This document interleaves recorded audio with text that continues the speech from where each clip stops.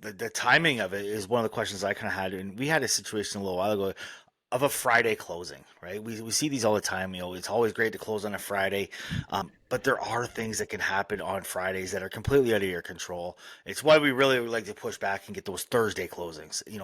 Everybody wants to close on a Friday because you're going to be in on Friday. You're going to start moving. You've got the weekend to move in. A lot of times you have movers lined up. If you've got good friends, you've got friends lined up that are going to be there to help you move over the weekend, maybe do some painting, help you get in there. And we're seeing more and more just little challenges that they're sometimes completely out of your control. I remember last year Rogers was down. Everybody will remember that. Rogers completely crashed on a Friday. If your bank has Rogers services, there's no transfer. There's no way of getting that through. I remember a big bank, one of the banks completely shut down a couple years ago. I think it was a TD bank. TD couldn't handle any transactions on a Friday. It just completely shut down. And that happens. It's technology. There's a lot of these banks that are using really, really good technology.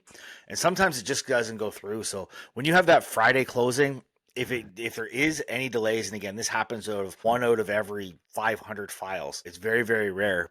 But it's a lot easier when you're closing on the Thursday to have it a 1 day delay. It happens on the Friday. Okay, we're ready. We're ready to move in on the weekend, and that's a really key thing to have. So the Thursday closings are definitely a big one too that we should see. So.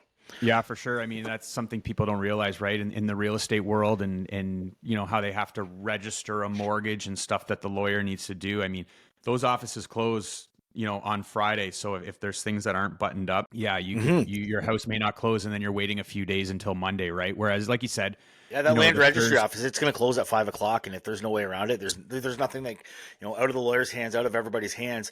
If it's just the technology, we've seen it weather, right? We're heading into winter here.